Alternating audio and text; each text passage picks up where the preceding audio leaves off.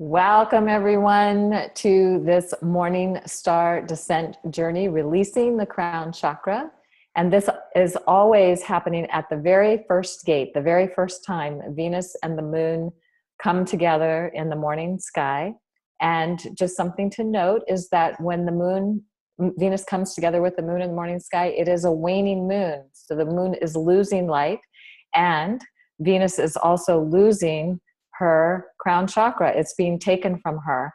And so this video is just a quick video to help show you how to work with this and what some things you can do to make the most out of this particular time with Venus at the crown chakra gate. So awesome. So this is the phase of the journey where we're entering, again, it's the first gate, and sometimes it can kind of get a little backwards in our minds, like, whoa, usually you think about going from the root chakra and moving up if you're doing work with the chakras.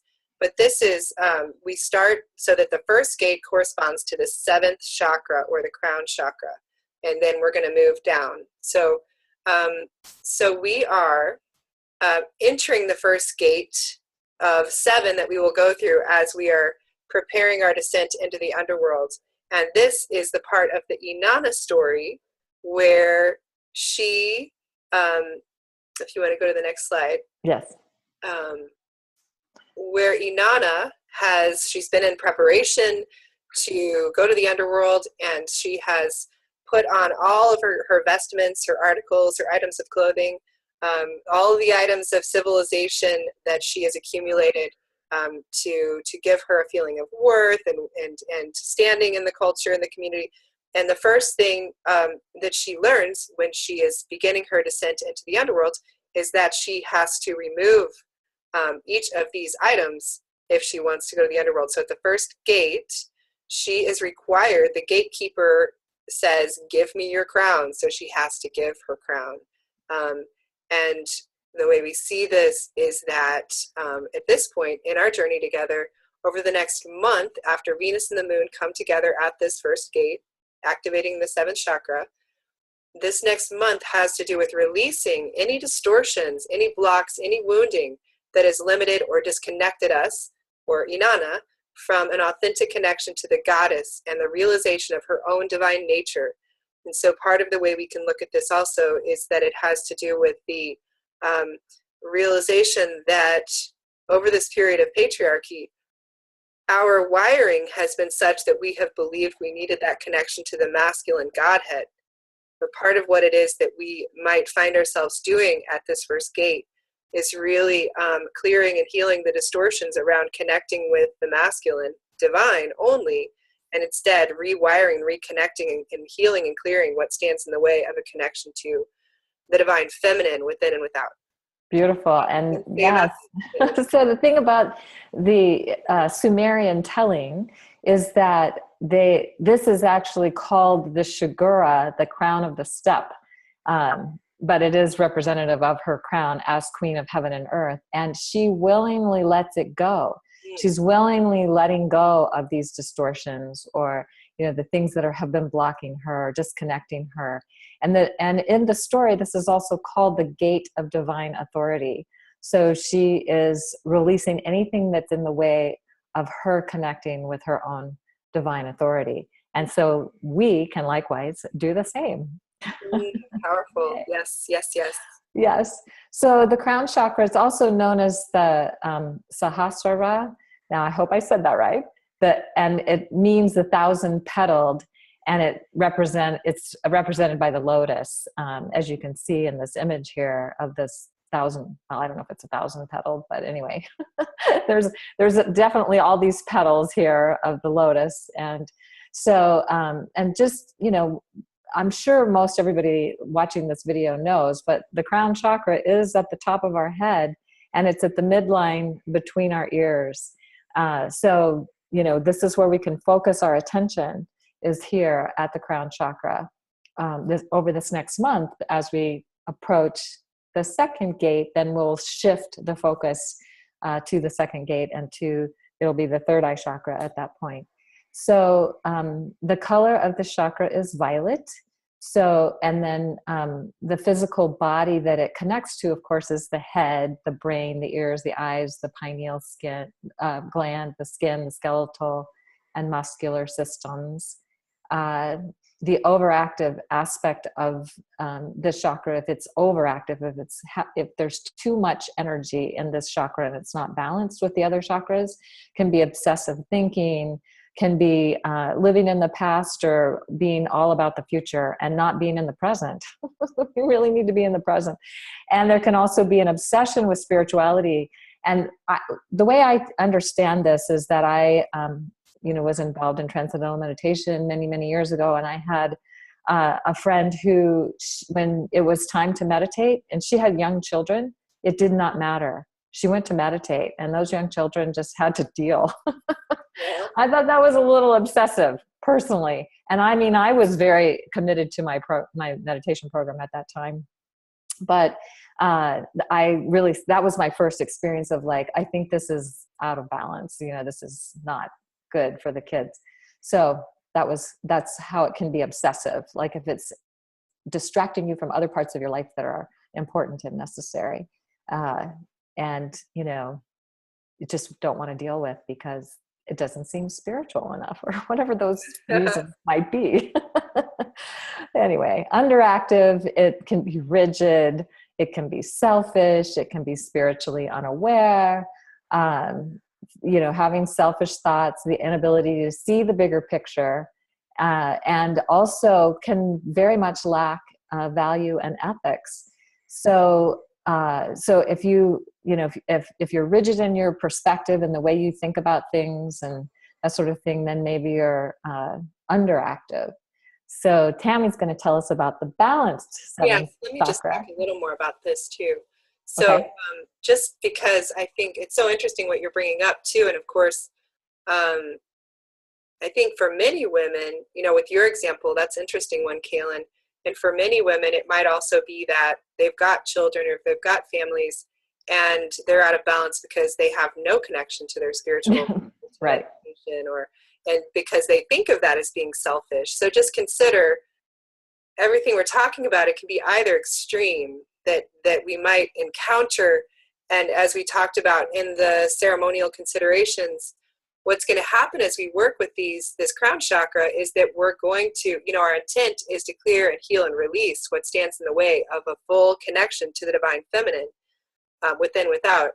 And we're going to encounter whatever stands in the way of that. So we might find that, yes, we are using our spirituality as a way to disconnect from reality in a harmful way, or we might find that that we really haven't been focused on the spiritual life at all, and we need to recover that. So it could also be somewhere in between, exactly. But we can come into greater balance in some way. So maybe it's just, a little bit in one direction or the other, or maybe it's, So just something to note and just to consider, how can you come back into greater balance with this chakra energy? Awesome. Yeah, absolutely. And and ideally what we're looking for as we're doing this healing clearing work is that all the energy systems are energized and balanced. We can easily connect with our divine nature.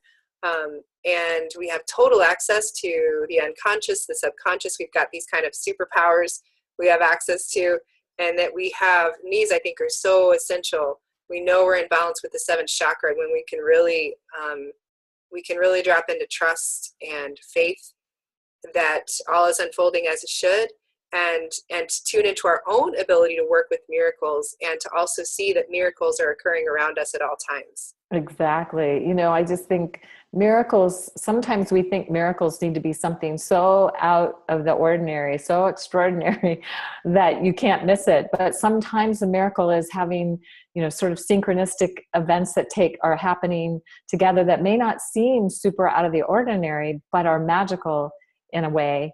And to really take some time to notice that and give gratitude for that, because then we get more. Yes. It's always good, right? Absolutely. So to balance this chakra, some of the ways we might be doing that over the course of the month is to really maybe spend more time in meditation, or again, like we were saying, maybe know that we're overdoing it there and a little less. So again, what brings us into balance? To use guided visualizations can be really supportive, and we of course offer those in this class as well as others you might find. And taking time and really out in nature and peaceful and quiet surroundings, so that you can again kind of nourish and replenish your connection to spirit, to the divine. And then of course, with all of these chakras, you can use colors, and this is just a fun, easy way, and I recommend it, because it's just, sometimes you can think of the feminine as the divine feminine when we're working with her energy versus the divine masculine spiritual path.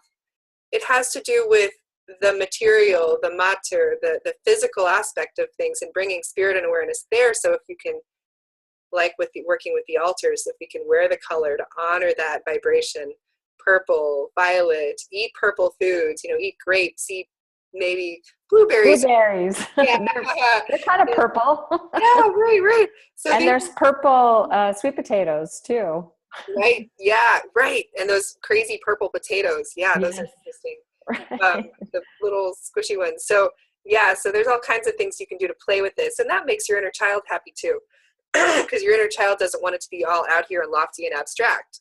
That magical part of us wants it to be real and physical and to play with it. Yes. So, and then we might also work with, to balance the chakra. Something I think we talk about a lot in the class is working with the violet flame. So this is also a practice we can use to come into balance. And then every time it can be just, I would, really we recommend working with crystals and gems. They're so fun to work with. And there's the amethyst, diamond, sugilite is a really powerful, beautiful stone. I love that stone. Purple fluorite, quartz crystals, any of those. And you can research your own. We highly recommend, this is just a very beginning point, but once you start to really tune into the chakras, and this is just an opportunity for you to awaken your inner priestess, and you have so much at your fingertips to learn. So yeah, and when you work with the gems, you might want to, maybe you'll listen to a guided meditation, and while you do, like Kaylin's guided meditation, you might put some amethyst or other stones like on your body, or you might just even sit and put it on the crown of your head. You just play with these things, or you might even find yourself, you might even buy jewelry over the course of this month that honors the work with this. And wear it a lot. Yes, exactly. Right. So yeah, and work with essential oils, because of course scent, again, part of what we're wanting to do is reconnect at a deeper cellular level with the times and places where the sacred feminine has been honored, revered, again, awakening our inner priestess. And she would have worked with these kinds of mysteries. So frankincense is so powerful and beautiful. Myrrh, lotus, lavender, angelic. Lotus is in there twice. Oh, oops. Yeah, I know, because it's so important. So, maybe it wanted to really be noticed. I think so. I think that must be really important. I mean, think about it, the lotus. Right. So, yeah, working with some of these scents can also bring a lot of magic in. So again, maybe you're listening to the meditation and you bring in some of these scents, or you put them in your bath water and nourish the chakra this way. Or you can get flowers too, like the lavender, perhaps. I don't know if it's available, if it's the right time of year for that. Right. Or the white you hit that chakra, but yeah. You put it on your altar. You can put it on your altar also. You could, yeah. Make bouquets out of purple flowers. Yeah, beautiful. Yeah. So many things to do. These are just a few ideas, and hopefully they inspire more for you. Yes. Yeah. So some ways that you can really facilitate this release at the crown chakra. And perhaps one of the most important is to really notice where you're not fully trusting your connection with spirit. And you might even journal about that. And, ask yourself, how can I trust spirit more? How can I trust myself more? How can I trust this connection? What's in the way of me trusting this connection? And what actions can I take to help release that and let that go? Sometimes it's simply about making a decision. okay, I'm done with that. Right. And then you just don't let yourself dwell there anymore. You just, if you find yourself dwelling there, then you find something else to think about. Yeah, because our thoughts do create a reality. So that oftentimes that, it's like trusting ourselves to notice and then to take action that's going to be more supportive to who we are. Awesome. Awesome. You want to do the next one, Tammy? Sure. And I just, it's so funny because as you're talking and as we're thinking about it, it's so fun because, we're doing this at the beginning of a Venus cycle. And for me, I'm like, it's just bringing all these things up because like, well, okay, I need to get a new journal. And I want for us to share in our first class, everybody share their new Venus journal and what does it look like? and I'm like, yeah, I want to do this. And it's so exciting to be at the beginning of a new cycle. I'm just saying. Yes. So, okay. Yep. So where's the next slide? Ask spirit what it would take. Okay. Yeah. I see. I can do it. I just thought if you wanted to, that would be great too. Oh, okay. Switch it off a little bit. Okay, so then for me to talk about what would it take for me to clear all the distortions, misconceptions, and limiting beliefs within me that prevent me from having a healthy connection with spirit? Right. We've kind of, the idea is that we're asking. So when we ask ourselves, we ask our higher self, we ask spirit, whatever you want to call it, the divine, the goddess, whatever it is, when we're asking specific questions, we will get answers. Right. So asking is, it's like, what would it take? What would it take for me to clear all these distortions, all these misconceptions, right. all these limiting beliefs? What would it take? And when you ask it in that way, then you'll start getting answers. Yep. And it's going to be different for everybody. There's not one answer or even 2 or 3 or 5 or 10. There's probably as many answers as there are people that are engaged in this process. Absolutely. And this is such a deep and powerful one. And I love that this is how we start because, we really, no matter what cultural background we were raised in, we all kind of, I think, come in with certain wounding around how we perceive of our connection to spirit. Yes. And places where there can be some toxic beliefs there that hold us back from fully claiming our own power. And also that maybe sometimes keep us locked in thinking we have to do everything on our own and not knowing how to ask for divine support. Yes. So then Beautiful. taking action, then we would, we can do things like meditating, chakra breathing, taking an intentional ceremonial walk or dance, movement through all of this is going to be really powerful to help us shift the energy, shake it out. Open to receive a message from your crown chakra. When you do the movement, when you're walking, when you're dancing, sometimes I know Kaylin is amazing at this. You walk every day and I try to do that. My life has been in such movement, but it's a good day for me too when I walk. And when you have a regular practice like that, it can be a powerful time, right? To like ask the question and even ask for a sign in the world of form over the course of that walk to support you in deepening into like really seeing what stands in the way of a full connection to the divine or what it is that wants to come through to support you in that connection. And also you can sometimes, because signs in the world of form can show up as medicine animals. So you may have a hawk show up, or Tammy and I have had herons show up. Sometimes I've been out on walks and seen snakes and, because I live in the desert. So there's different medicine animals that can show up that can also be a message that can help you to, maybe it's a message from your crown chakra, especially if that's the intent that you're walking or dancing, setting the intention, putting on good music and dancing.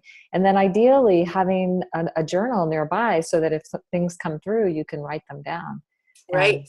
And then expand on it later. You don't want to take too much time, but you want to just capture the essence to get back to your dance.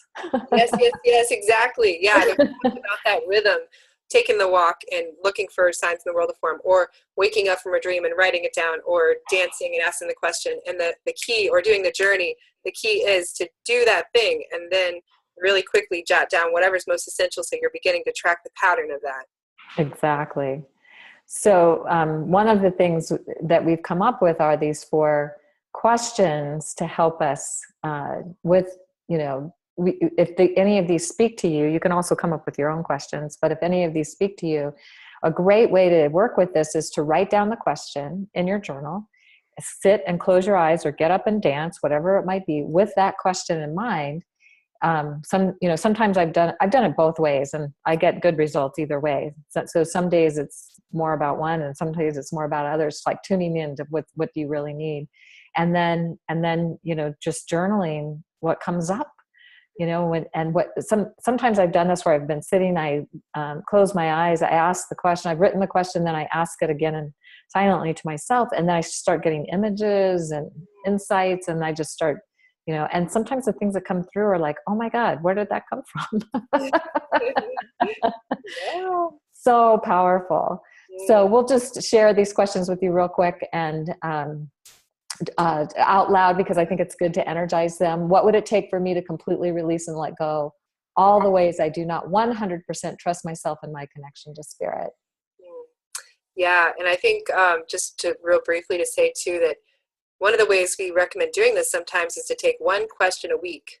If you feel really, you don't have to do that, but you can do it that way if you feel really ambitious and you want to answer all. So in any case, the second one is, what would it take for me to completely release and let go all the ways I keep myself from experiencing divine revelation and knowing as it relates to my life? I love that.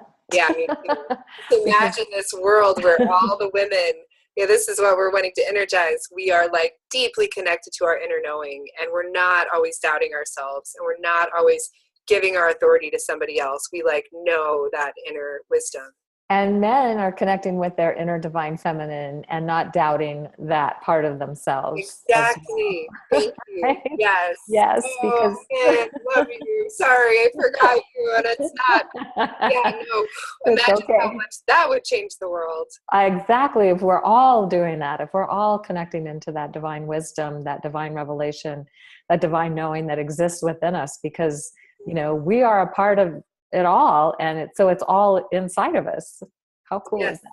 Yes. Yeah. So what would it take for me to completely release and let go all the ways I do not fully allow myself to feel completely supported and guided by spirit? Yes. And imagining that too, like just that we're all completely supported and guided by spirit. How does that feel? Mm-hmm. Feels delicious. Yeah. Yay. So Yay. What would it take for me to completely release and let go all the ways I do not allow myself to experience absolute bliss? This one is so good. I love this one so much because think about it. If we really have that connection to the divine and it's just there, it's like it's clear, it's clean. We are so tuned in and connected. That's really what it's about, is living in the zone of bliss. Yes. May it be who doesn't want to live in bliss? Yeah. I don't know anybody. So what would it take? I really want to know. And I live in bliss a lot of the time, but I could, Anyway, there's always room for more. And we're creating a field collectively to open to more and more of that. So again, exponentially, we're inviting this in, creating a circle where this becomes more of the norm. Indeed. What is the expectation? How exciting is that? How exciting is that? And how can it get better than that? I love it. Right. So then, and we have just a few more notes about ways to work most effectively with these tools. And so first of all, just to make sure you get all the emails and you get all the information, add infovenus@venusalchemy.com to your friends list. So you know what, Tammy, I forgot to update that. It's supposed to be infovenusalchemy@gmail.com. And I didn't notice that until just this moment. Oh, darn. Okay. Well, then just remember, listen to what we say, not what we wrote. infovenusalchemy@gmail.com. Yeah. So just moving the @ and putting in Gmail. Right. Because we moved our website and we can no longer have that fun email address. So we had to change it. Anyway. Yeah. And so for those of you who want to maybe want to know more about your chart or need to see a natal chart, you can always go to alabe.com/free chart and get one. There's also in the Venus package, there is a, you can look up where Venus was. So we know what the overtone meta goddess is. For, you can look that up as well. There's another document for that. So if you want to know what that is. And also if you want to know what sign Venus is in, because sometimes they're in different, most of the time, more often than not, a few people will have the overtone and the Venus in the same sign. But that's like not everybody, maybe 1/12 of people or something. Right. Or 2/12 of people. I don't know, 1/6 of people. Anyway, but so if you want that information, it is you can get that at the Venus package, along with all kinds of other great information. And so the link and the password is listed here, but it's also on the class page. So you can get it from there as well.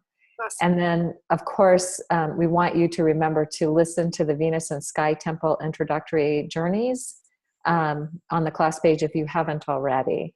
Be really helpful for you, because when we do the live classes, we will be doing these journeys, and it'll just be helpful for you to be familiar with that territory. It's not required, but it's just, we want it to be the most supportive to you as possible. Yes, absolutely. Awesome. Okay. So, and then of course, Tammy, and also listening to Tammy's Meet Your Grandmother Guides meditation, because the grandmothers are working with us throughout the whole cycle, all the cycles, all the meta goddesses. They're there to help inform each goddess as she goes through her descent and ascent.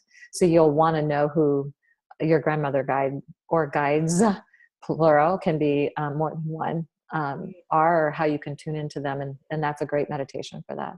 Yes. Awesome. And I can tell you, it's, even though I created it myself, it feels like through me, like all the ones that come through Kaylin, right?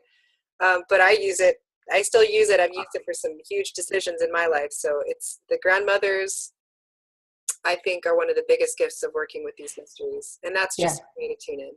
And I go back and listen to your meditations and my meditations as well, and visualizations, guided visualizations, because then I'm listening to them going, oh, I forgot that. I forgot that piece. Yeah, exactly. I get reminded. Yeah, right. Because we're so fiery, both of us. So what we tend to do is we create new things and we do it all. And then it's just like, wait, okay. And then also we're facilitating. So it's really a constant practice of self-love to say, you know what, slow down enough that you get to benefit from these tools as well. And when we do, it's like, so exciting. So, all right. Yes. So we're complete with the working with the releasing of the crown chakra, and we'll look forward to seeing you in future videos on future ways of working with the chakras. Yes, and have a beautiful, beautiful month of healing and clearing at the 7th chakra at the first gate. Beautiful. All right.